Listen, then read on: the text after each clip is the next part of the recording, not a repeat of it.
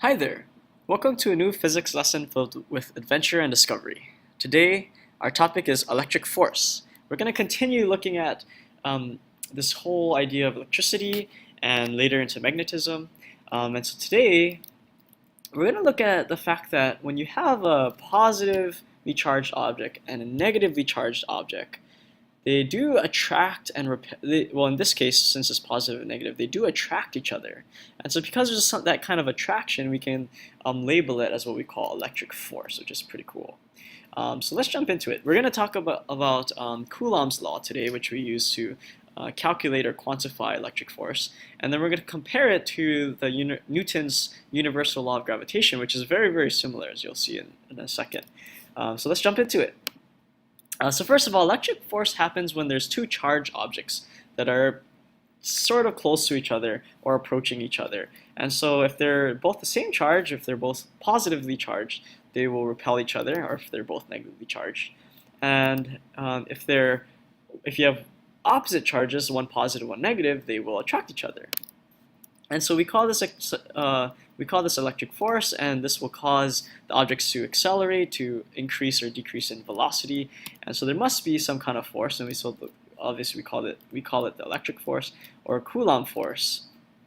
And so in this case, what's interesting about electric force is that each of the charged objects is going to exert the same amount of forces on each other, and so you'll see that as we approach Coulomb's law. What is Coulomb's law? So on your equation sheet, we have Coulomb's law written for you on there, which Coulomb's law gives us the force, the electric force, or F electric. So the electric force is equal to what we call Coulomb's constant, or K, and it's sub C because it's Coulomb's constant. And then we multiply that by the charge of the first object times the charge of the second object, and we divide that by the distance between the two, or the radius squared between the two objects. So here's an example of that. Let's say we have an electron and a proton on a hydrogen atom, and they're separated by 5.3 times 10 to the negative 11 meters, which is really, really tiny.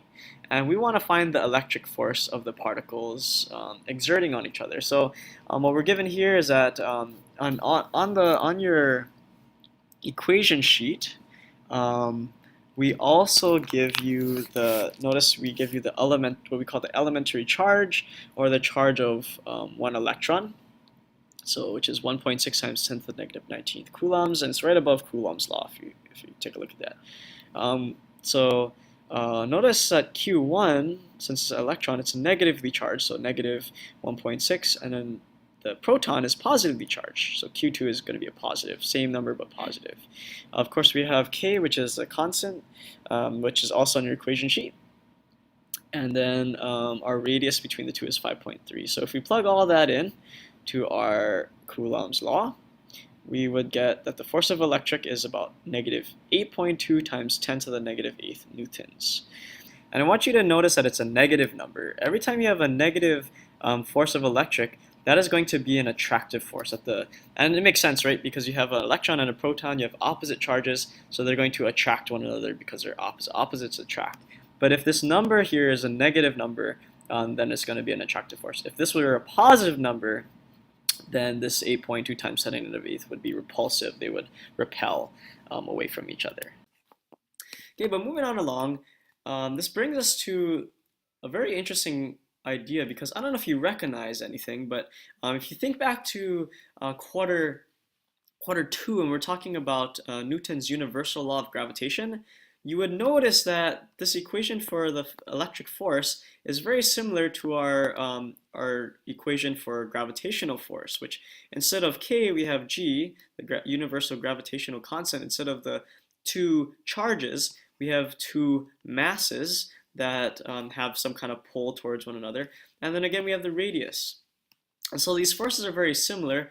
We have many similarities between them. And so as you can see, we could also solve for the force of gravity between these two objects, not just the force of electric between these two objects. And so there's a lot of similarities and a lot of differences. Gravity only attracts, as opposed to electric force, which can attract or repel.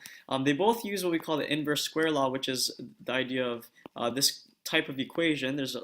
as you can tell, they're very similar. This is what we call the inverse square law. So they both have that. Gravity, however, cannot be shielded. We cannot shield you from gravity, but we can shield you from Coulomb force because of that repulsive force.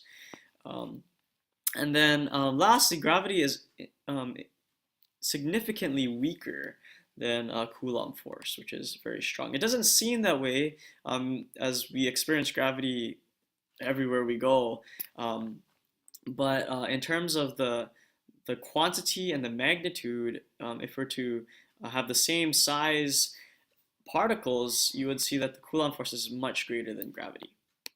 And so this brings us to our last topic, which is equilibrium. We talked about this last time, where if we have two objects that are charged, when they come into contact with each other, they're going to balance out.